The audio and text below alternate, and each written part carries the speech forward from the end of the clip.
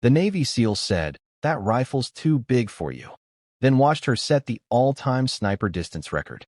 The cold smirk of Navy SEAL veteran Mark Dawson cut through the quiet of the shooting range as he scoffed at 24-year-old Riley Calhoun, dismissing her request for the McMillan TAC-50 sniper rifle. "That rifle's too big for you," he said, eyes sharp with disbelief. What Dawson didn't realize was that Riley carried more than quiet determination. She inherited the legendary legacy of her father, a famed Marine sniper whose discipline and skill had been etched into her very bones. Trained in shadows and silence, Riley's steady hands and unyielding focus would soon shatter every expectation, and a record held for decades, when she fired the longest confirmed sniper shot in history. This is the story of humility, resilience, and a legacy reclaimed with every measured breath and bullet fired. And before I forget, let us know in the comments where you're watching from. And if you're new here, consider subscribing to our channel so you don't miss tomorrow's special video. I guarantee you won't want to miss it. Now let's jump in. The first time anyone at the base noticed her, it wasn't because of her name, though that name carried more weight than most uniforms in the room. It was because of the silence. She didn't talk much, didn't correct anyone when they mispronounced it, just signed in at the civilian observer desk, kept her ball cap low, and stood quietly off to the side of the training range. She looked more like a tech than a shooter, but her eyes didn't wander. She watched the firing line like someone reading a story they already knew by heart. Each breath, each flinch, each micro-correction in stance, she saw all of it. And she said nothing. Her name on the clipboard, R. Calhoun. Some recognized the last name. Fewer dared to ask. Those who knew stayed silent out of respect. Those who didn't made the same mistake that would soon echo across the base. Among the first was Chief Petty Officer Mike Brandt, a seasoned Navy SEAL who had trained some of the sharpest eyes in the field. Gruff, always chewing sunflower seeds, and never one to pass up a teachable moment. He saw her standing near the observation area, her eyes fixed on the .338 Lapua Magnum resting on the bench. "Hey," he called out to her, gesturing with his chin. "That rifle's too big for you, sweetheart.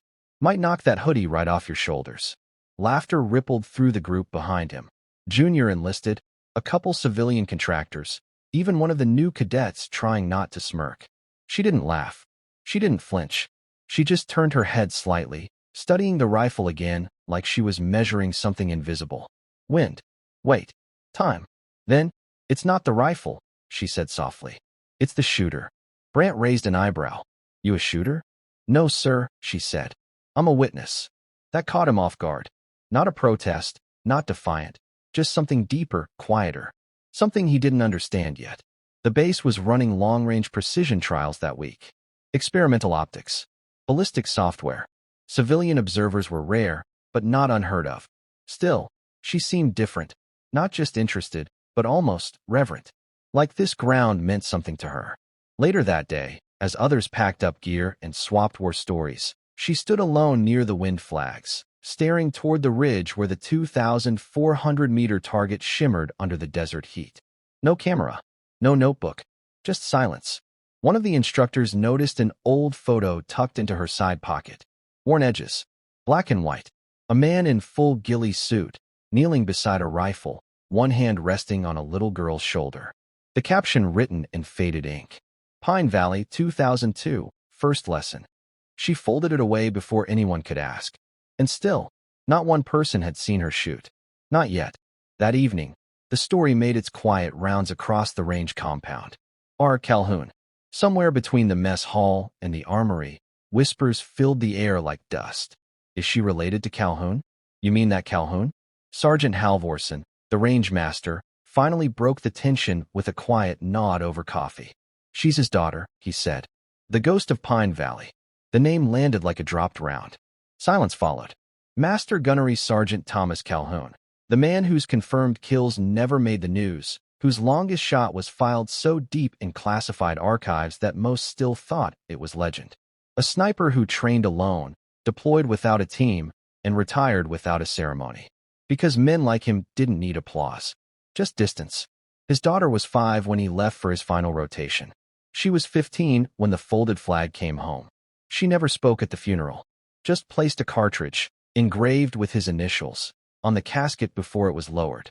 No tears. Just that. She vanished after that. Rumors floated. Some said she was living in Wyoming. Others whispered she had enlisted, then quietly disappeared from every public record. But now, she stood in the shadow of her father's legacy. Not wearing it, carrying it. And nobody knew why she was here. The following morning, she returned to the range early. Before the instructors. Before the flag was even raised. She stood behind the long bench where the sniper rifles were kept in sealed cases. Her fingers never touched the gear. She just traced the laminated wind charts pinned on the observation board.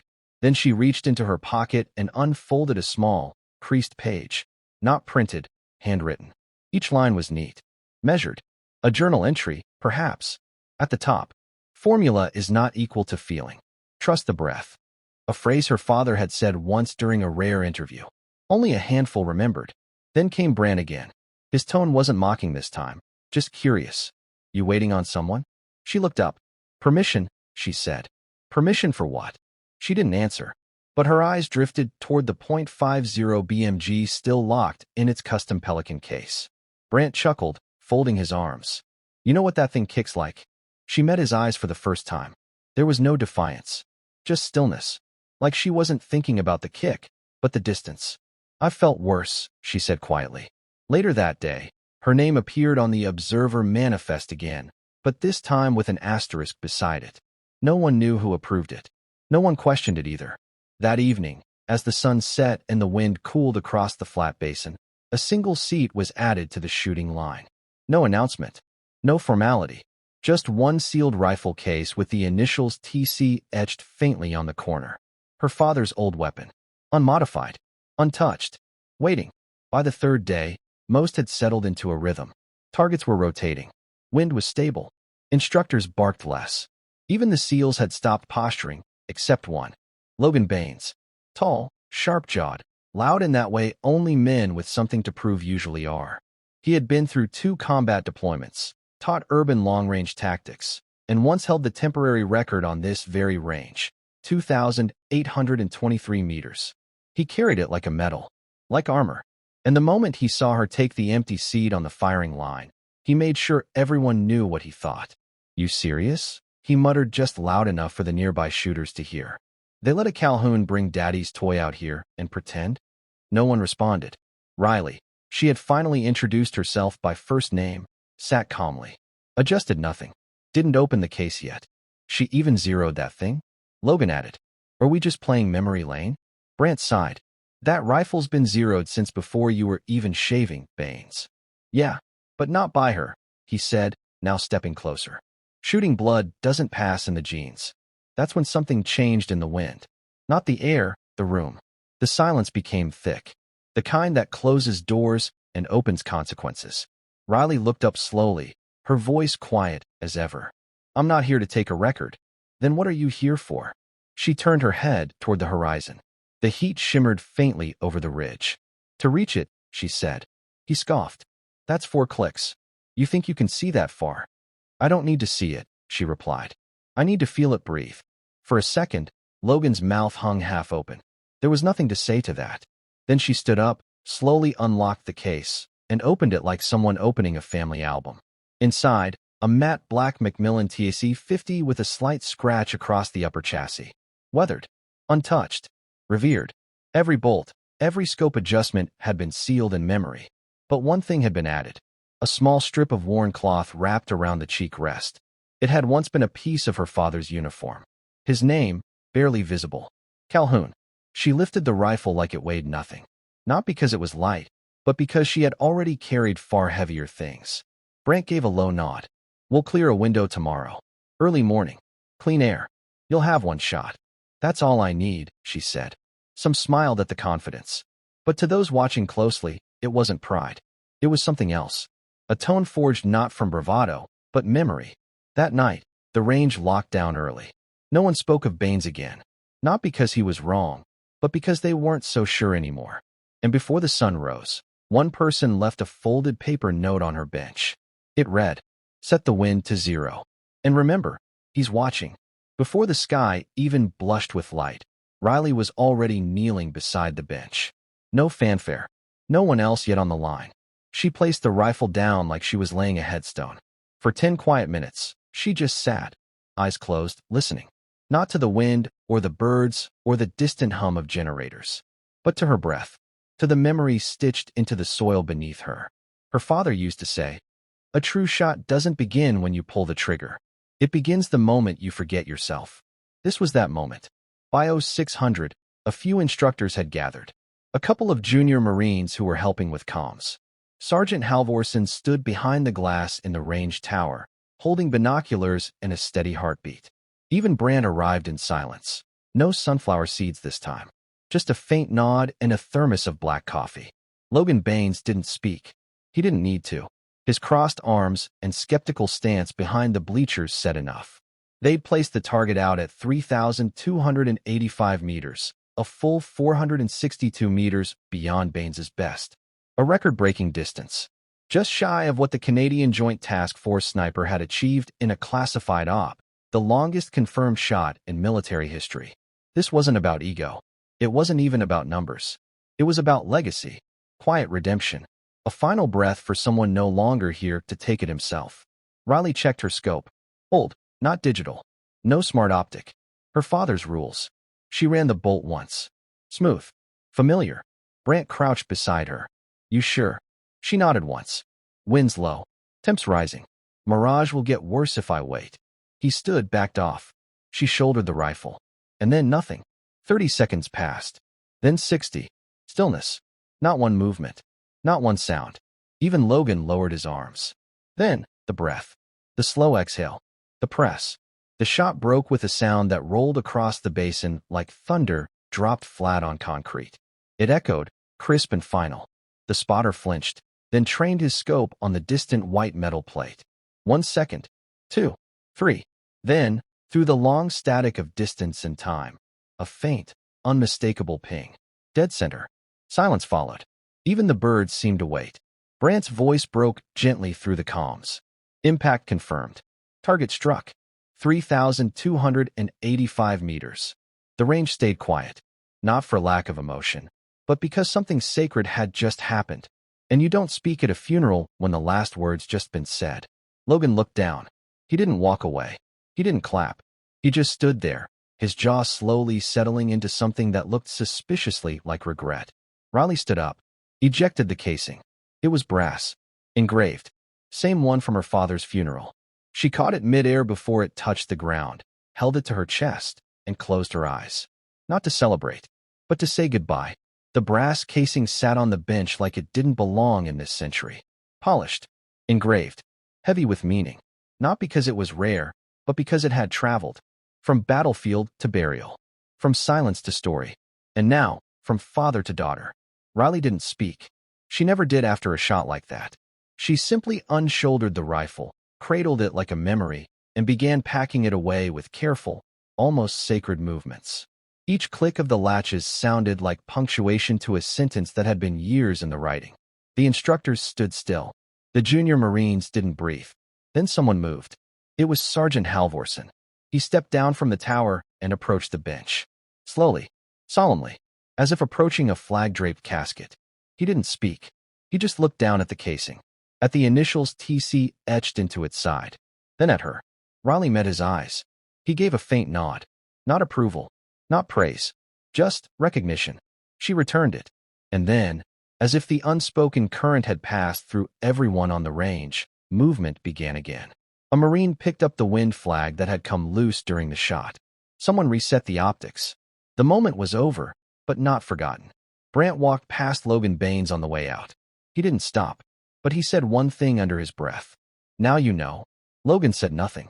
Back at the main office, Riley signed out of the observer log with neat, careful handwriting.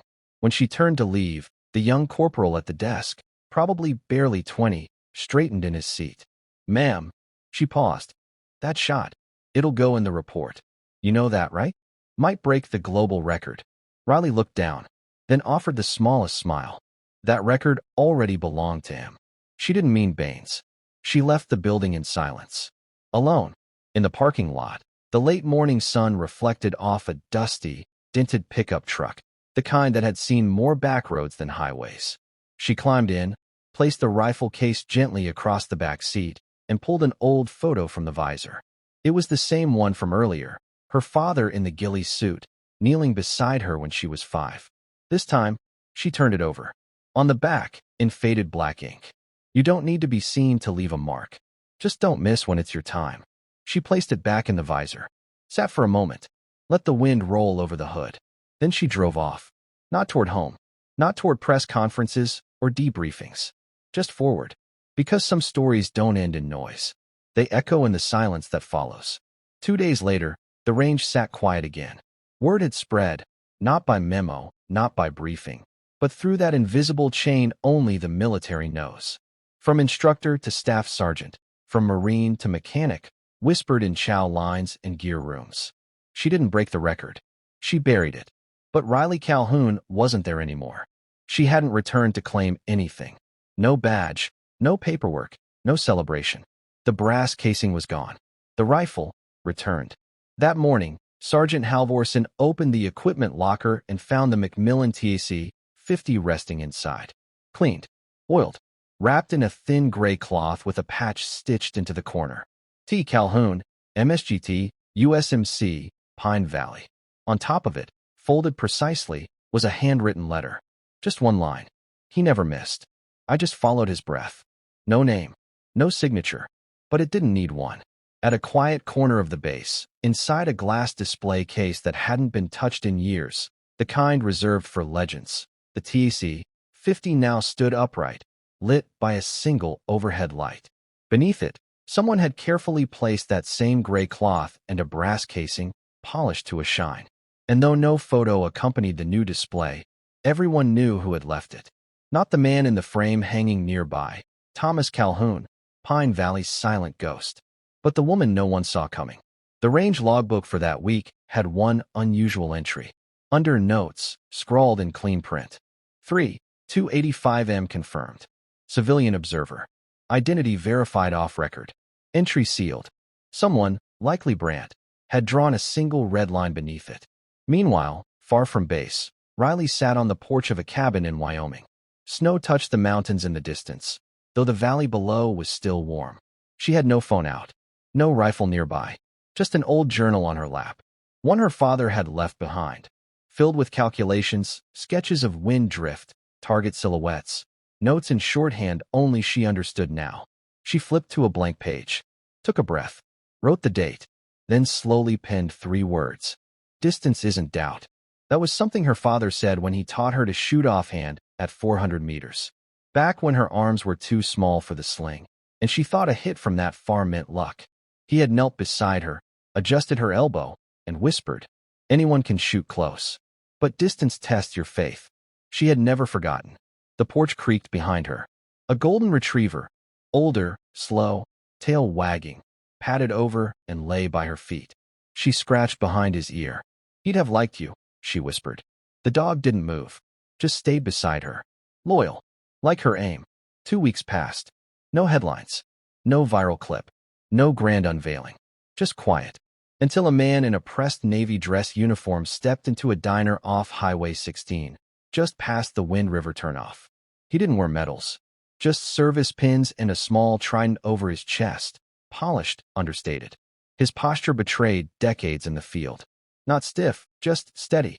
Eyes like steel beneath a calm surface. The kind of man who didn't walk. He surveyed. He sat at the far booth. Ordered black coffee. Didn't touch his phone. Riley had already noticed him the moment he walked in. Not because of the uniform, but because of the silence that followed. The cook had paused mid-sentence. The waitress adjusted her apron like a cadet in formation. Riley kept wiping the counter. Kept her head down. But the man spoke her name. Not loudly. Not as a question. Calhoun. Her hand froze over the mug she'd been drying. Then she turned. "Yes, sir." The man stood. Slowly. Respectfully.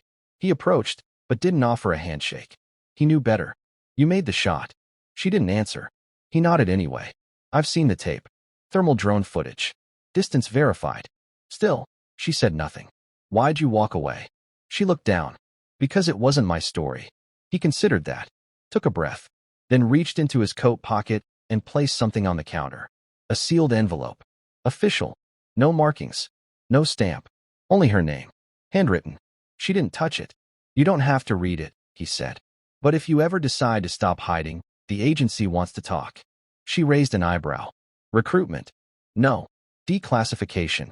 That got her attention. He leaned in slightly, voice low, private. Your father didn't just set the record. He buried 2 others while guiding you through your first shot. You were 7. Remote Ridge. His notes mention your correction. His spotter recorded the coordinates. She stared at him. You're already part of the story, he added. You just never took the credit. Riley's voice was low, but sharp, because I didn't pull the trigger. No, he said, smiling faintly. You taught him how to read the flag that day. You don't forget things like that. He straightened his coat, finished his coffee in one long sip, then turned to leave. As he reached the door, he paused. He left something for you. The last page of his field journal.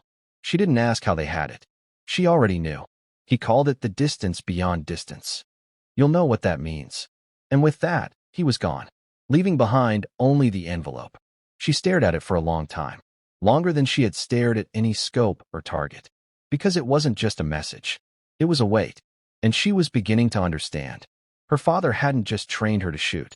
He trained her to finish something he couldn't. Riley didn't open the envelope right away. She tucked it inside her coat, walked the long dirt road back to the cabin, and let it rest on the mantel for 2 full days.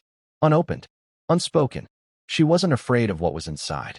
She was afraid of what it might ask of her. On the 3rd morning, the light hit the envelope just right, illuminating her name in soft gold tones. Not Miss, not Shooter, just Calhoun, like it had always belonged to something larger than her. She sat at the table. No music, no clock ticking, just the sound of her fingers brushing over the paper before she finally broke the seal. Inside were 2 things. A single sheet torn from an old military-issue notebook, yellowed, handwritten in her father's unmistakable script. A weathered photograph, not of him, not of her, but of a mountain range no one in the States would recognize. The note read, Riley, the world thought my last shot was the longest. It wasn't. You were there. You corrected for wind without knowing the math. You felt it. I logged the real one in the Opal file, the one I swore never to reveal. But they're watching again. And one day, you'll need to prove not just what you can hit, but what you can forgive. If you choose to go, follow the range line north of Arslan Pass.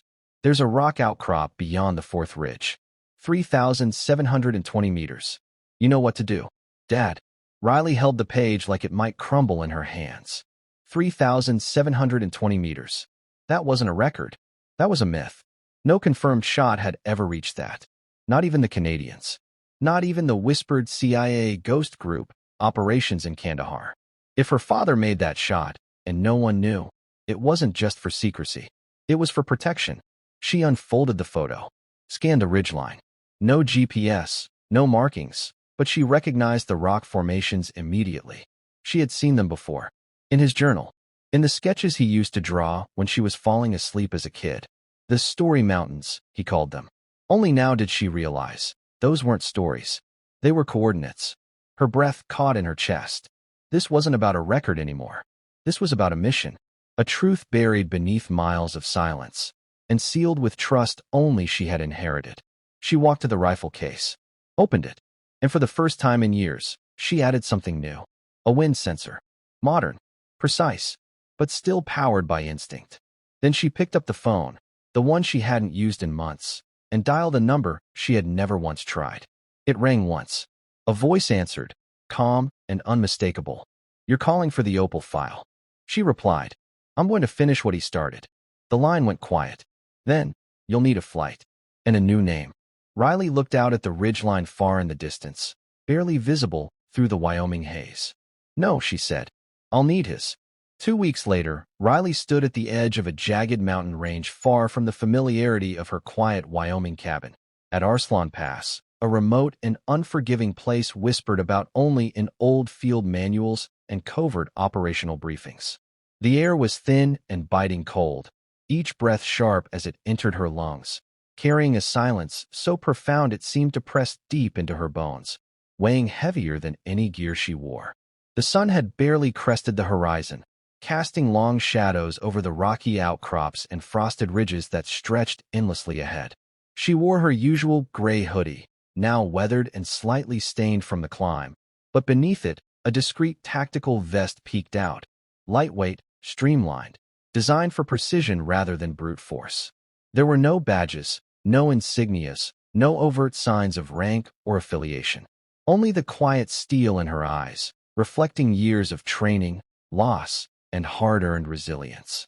Around her, a small team assembled with practiced efficiency, a blend of former military operators, trusted civilian specialists, and one or two select veterans who had earned their place through quiet loyalty, not questions. They moved with a measured rhythm, silent but purposeful. No one pried into her past, and Riley offered no explanations. Her leadership was accepted without question, the weight of her presence enough to command respect without words. Behind them, the helicopter they'd arrived on rested silently in the shadow of a steep ridge, its rotors stilled as if a ghost waiting patiently for the next call. The familiar hum of machines was replaced by the natural sounds of mountain wind and the crunch of boots on loose gravel. Riley pulled from her pack the worn leather-bound journal, her father's field notes, its pages yellowed but still crisp with decades of knowledge. She flipped through the faded ink, tracing lines of calculations, sketches of topographical maps, and coded annotations in his unmistakable handwriting. One particular entry caught her eye, the words almost glowing with meaning. Distance beyond distance, the shot no one should see. The route was marked clearly, a thin ink line winding through narrow passes and rugged valleys until it ended abruptly at a small, unassuming rock outcrop perched on the fourth ridge, her destination. The climb was brutal. The mountain demanded everything from her and the team: focus, endurance, and patience. They ascended in near silence, speaking only when absolutely necessary, conserving energy and respect for the fragile stillness of the environment. Radios were muted.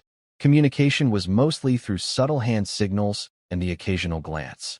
When they finally reached the outcrop, Riley set her pack down with careful reverence. She methodically unpacked the McMillan TAC-50. The rifle had become more than a weapon. It was a symbol, a legacy she carried not with arrogance, but solemn duty.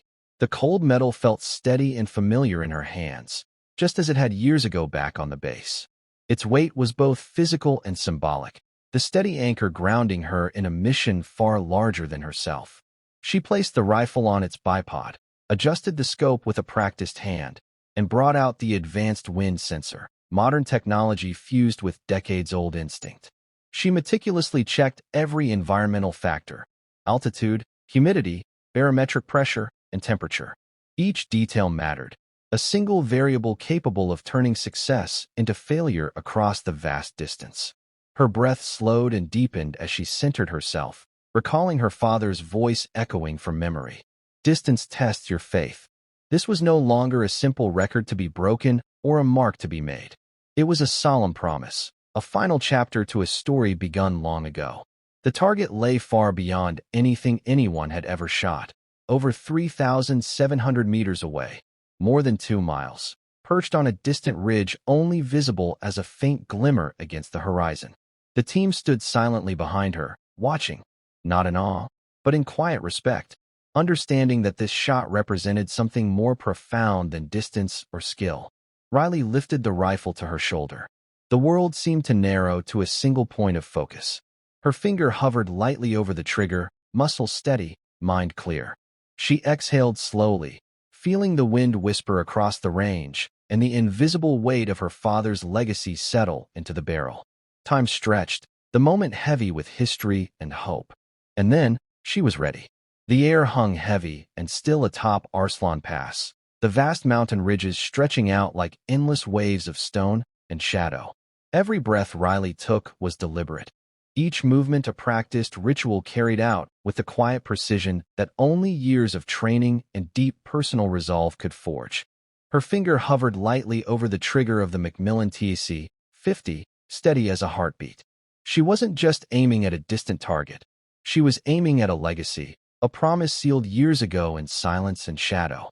The sun was just beginning its slow climb over the jagged horizon, casting long golden beams that fractured through the thinning mountain air. Below her, the team waited in respectful silence, knowing this shot wasn't about applause or recognition. It was about honoring something far deeper. And then, with a breath held and a whisper of time stretching between the pull and the release, the rifle cracked. The sound rolled across the ridges, sharp and clean, yet somehow respectful, like a message sent across the ages. For a moment, the mountains themselves seemed to pause, holding their breath in witness. Far off on the distant ridge, where the tiny metal target glinted like a shard of light against the sky, a subtle shimmer caught the eyes of the spotters. A faint movement, a delicate vibration. Then, the unmistakable ping of impact. 3,720 meters.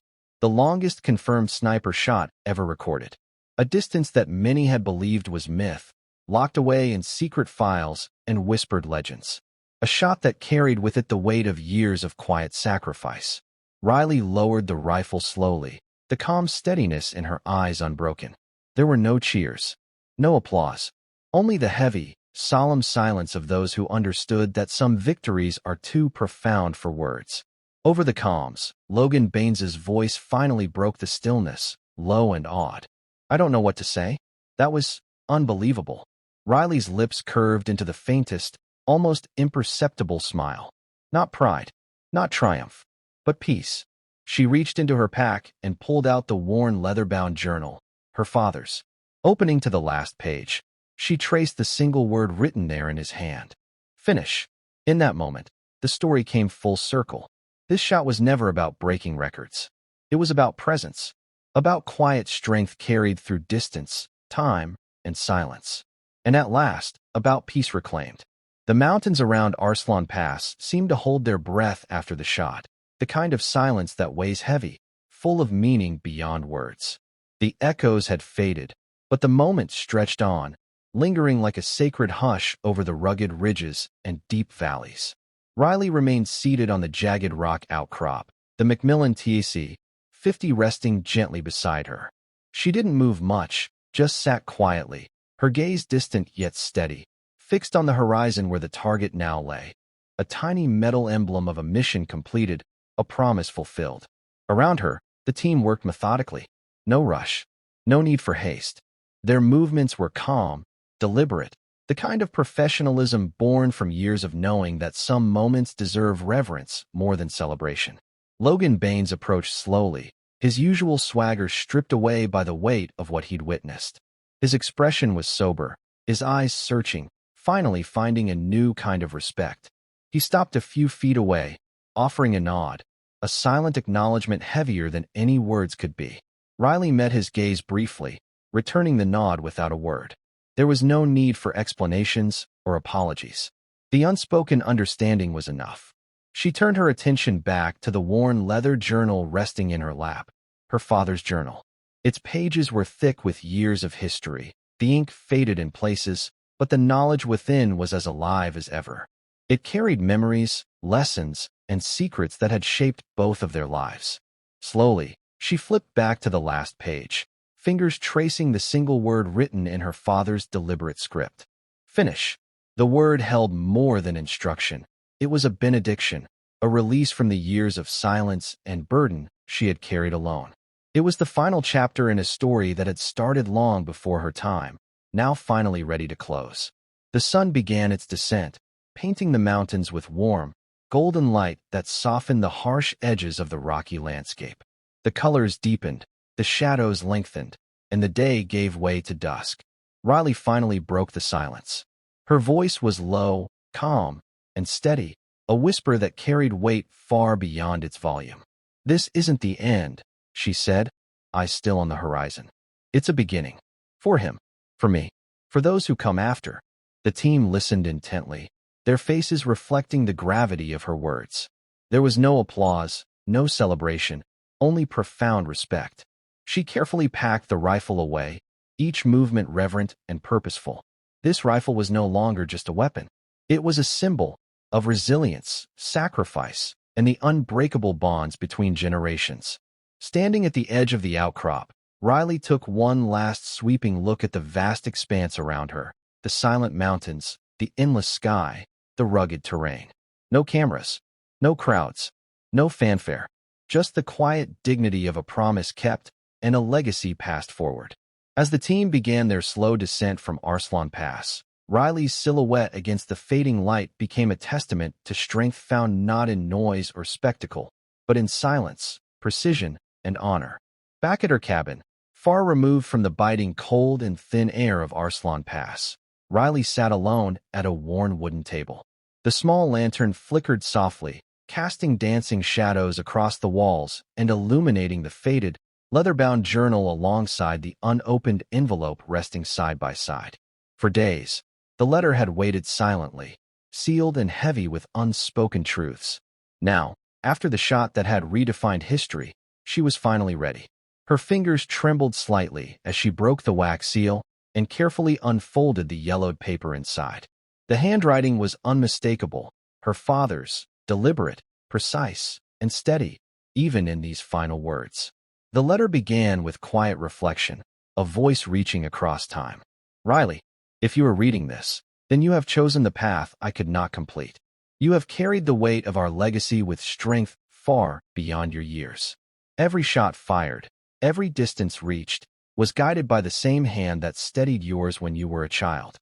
Her throat tightened as the memory flooded back, her father's gentle hands on her shoulders, his quiet lessons whispered in the dark. This letter is not merely a record of events, but a reminder. Our family story is woven with sacrifice, silence, and honor. What you have done is not simply about breaking records. It is about carrying forward the trust placed upon us by those who came before. Her eyes swept over the next lines, more intimate, more revealing.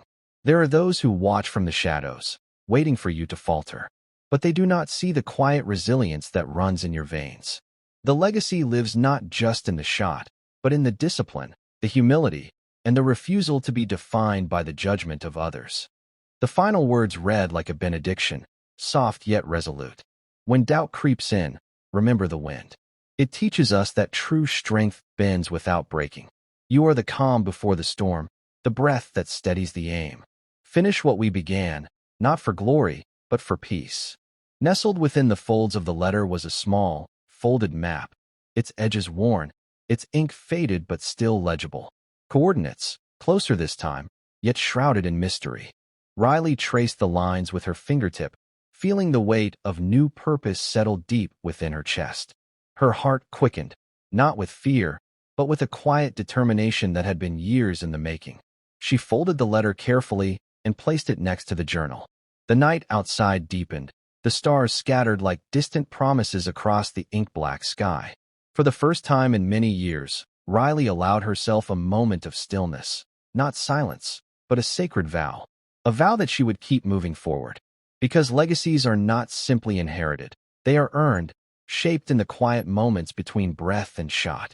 And hers was only just beginning.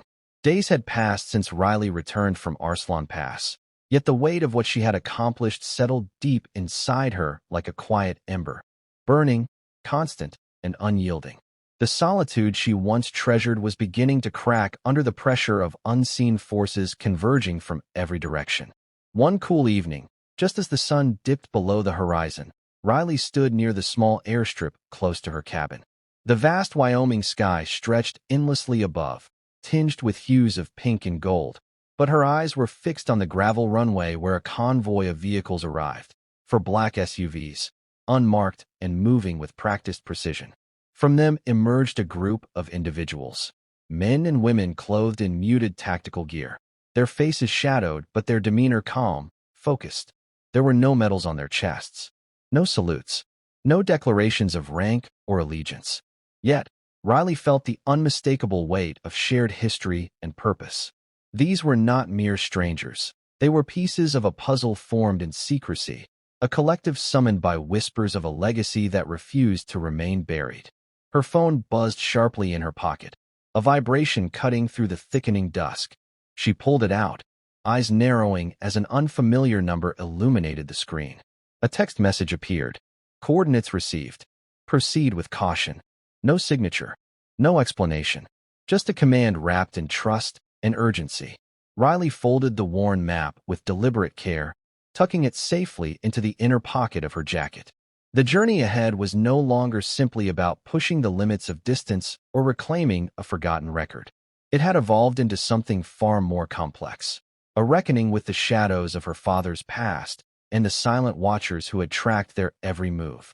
The wind stirred the dry grass around her feet, carrying with it a subtle chill that hinted at the coming night. Somewhere beyond the mountains, distant engines rumbled faintly, their sound a reminder that the wider world was awake and watching. The stillness she once knew was fading, replaced by a growing storm that demanded readiness and resolve.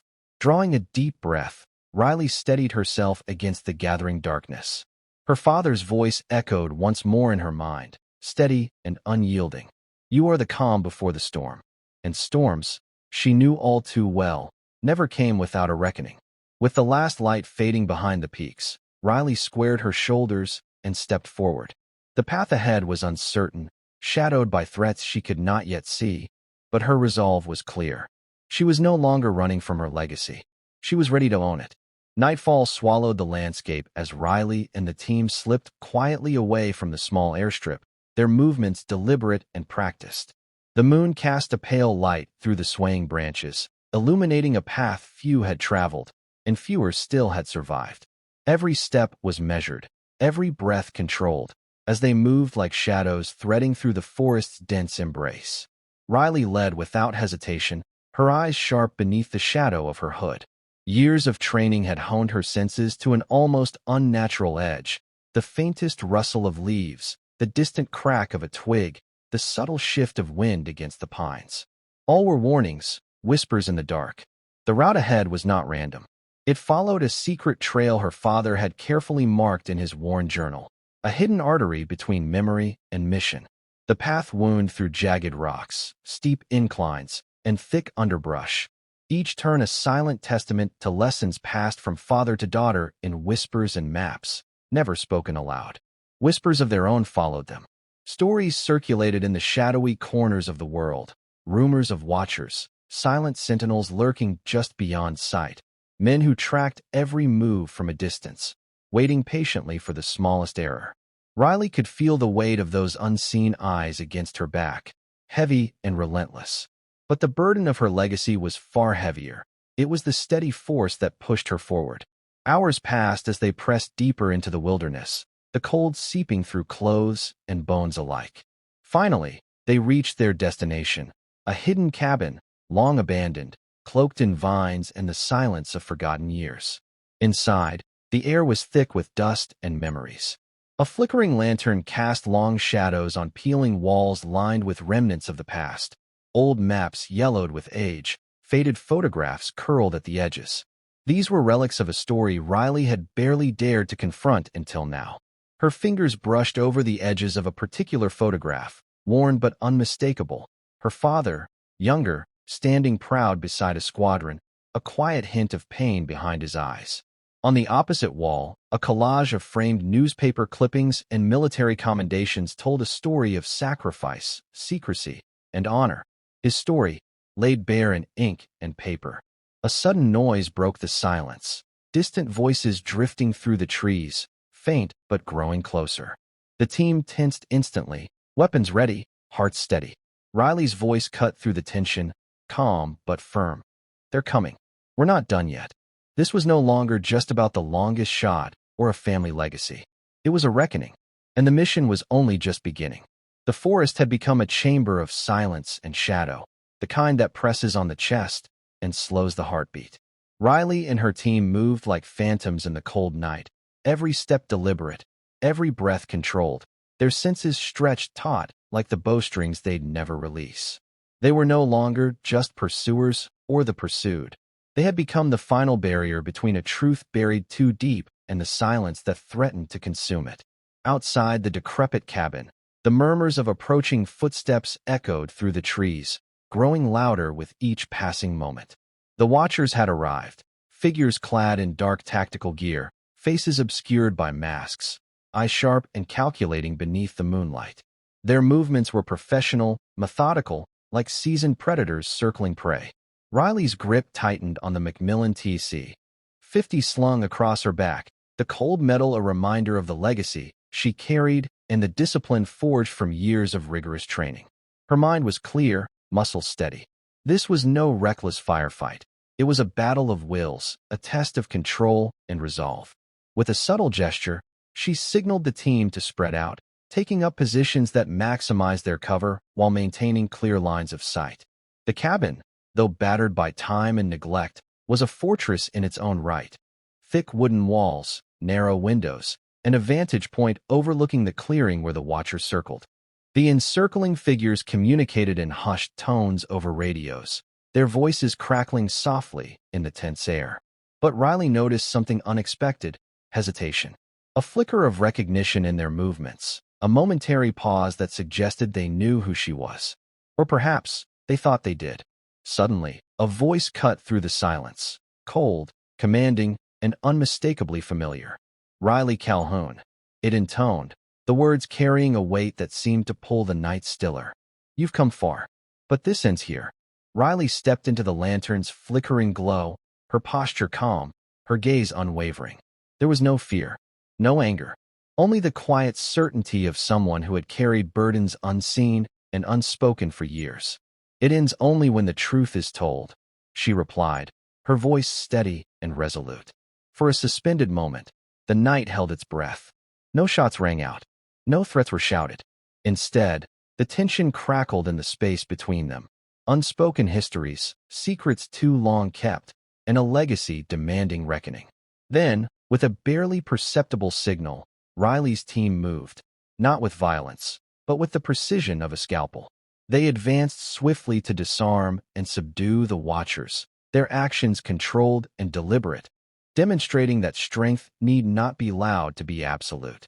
When the dust settled, Riley approached the leader, a man whose face bore scars of battles past and the weight of regret. His eyes met hers with a complexity that spoke of duty and doubt intertwined. "You don't understand what you're protecting," she said softly, the words carrying both accusation and invitation. He looked away, the weight of her truth pressing down, then nodded slowly. Maybe not yet. The night ended not in bloodshed, but with a fragile truce, a promise that some truths, no matter how deeply buried, could no longer remain in shadow. Under the expanse of stars, Riley stood alone, feeling the weight of the past begin to lift, if only just enough to breathe. Her legacy was no longer hidden. It was alive. The first light of dawn spilled gently over the rugged valley, softening the edges of the night's cold shadows. The golden hues touched the worn cabin, its weathered walls bearing silent witness to decades of untold stories and quiet resilience. Riley stood alone at the edge of the clearing, the cool morning air crisp against her skin, yet charged with a sense of renewal and profound calm.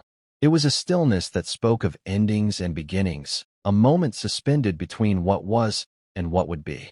Her eyes lifted to the pale sky, where the earliest birds began their tentative songs, tentative notes weaving through the crisp mountain air like fragile promises. In that quiet moment, Riley felt the weight she had carried for so many years, burdens of loss, secrecy, and unspoken legacy, begin to lift, as if the very mountains themselves were exhaling a long-held breath of relief. Inside the cabin, the leather-bound journal lay open on the wooden table, its pages a tapestry of inked wisdom and memories. Each stroke of her father's pen whispered lessons of discipline, sacrifice, and honor that had shaped both their lives in ways words could barely capture. Beside it, the folded letter rested quietly, a testament to a promise fulfilled, a journey completed, and a truth finally spoken. No applause awaited her arrival. No crowds gathered to celebrate her triumph. There were no medals pinned on her chest, no headlines screaming of records broken or battles won. Instead, there was something far more profound and enduring: quiet dignity, a legacy restored not through spectacle or noise, but through presence, resilience, and unyielding strength. Her phone buzzed softly in her pocket, the screen illuminating with a message from an unknown number. "You have done what few could. The path is yours now. Walk it with honor." A faint smile touched Riley's lips, subtle and serene, born not of pride, but of acceptance and resolve. She stepped outside, drawing a deep breath of the pure mountain air.